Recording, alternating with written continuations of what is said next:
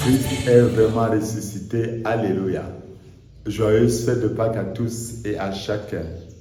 Le Christ, depuis l'entrée en carême, nous a donné de participer aux deux faces indissociables de l'amour, la gloire et la croix. Nous avons suivi le Christ dans sa souffrance, afin qu'en y participant, nous prenions aussi part à sa victoire sur le mal. Sans aucun mérite de notre part, Dieu en Jésus nous donne la plus belle preuve de son amour. Bien-aimés de Dieu, aujourd'hui, nous vivons une joie spéciale. Le Christ, notre Pâques, a été immolé.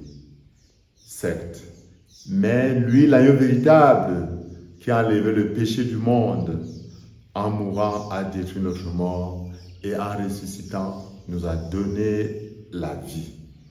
Que la joie de Pâques remplisse vos cœurs, une joie ponctuée par le grand cri Alléluia, un cri de victoire qui transforme nos vies.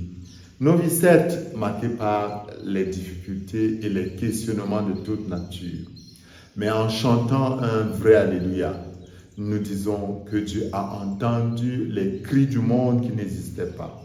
Dieu a entendu le cri d'une misère sans mesure, appelant également une bonté sans mesure. La grâce de Pâques, c'est la grâce d'un frémissement de joie, d'un frémissement de nouveauté, d'un frémissement de renaissance. Le chrétien qui ressuscite avec le Christ à travers les incertitudes du monde et l'usure des jours apprend à vivre le don inouï de la miséricorde de Dieu. Cette vie nouvelle reçue du Christ aujourd'hui signifie que Christ récapitule en lui tout ce que nous avons comme peine et joie, tout ce que nous avons comme projet et misère, tout ce que nous avons comme chute, rechute et relèvement, tout ce que nous avons comme déchirure et manifestation d'amour. Il transforme tout cela par la puissance de sa mort et sa victoire sur le mal et les ténèbres.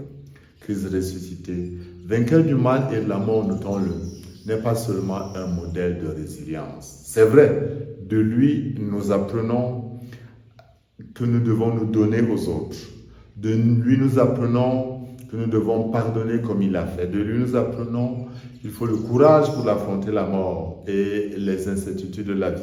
De lui, nous apprenons qu'il faut une confiance absolue en Dieu et l'abandon entre les mains du Père. Mais ce n'est pas tout. Christ est également la source d'une énergie divine, d'une énergie mystique qui remplit notre cœur. Par sa résurrection, Christ nous plonge dans la communion qui existe entre lui et son Père. Par l'Esprit Saint, nous devenons vainqueurs du mal. Christ ressuscité souffle sur les apôtres le jour de sa résurrection et se met en marche pendant les 50 jours qui suivent jusqu'à la Pentecôte pour vivre la plénitude de cette expérience, de cette énergie divine, de cette énergie nouvelle. Si de ta bouche tu affirmes que Jésus est Seigneur, si dans ton cœur tu crois que Jésus l'a ressuscité des morts, alors tu seras sauvé, nous dit Saint Paul. Si tu crois que Christ est ressuscité, si tu vis sa résurrection, l'Esprit Saint emplit ton cœur et te donne de sortir vainqueur du mal, de sortir de ton égoïsme, de penser aux autres, de te donner pour construire un monde meilleur.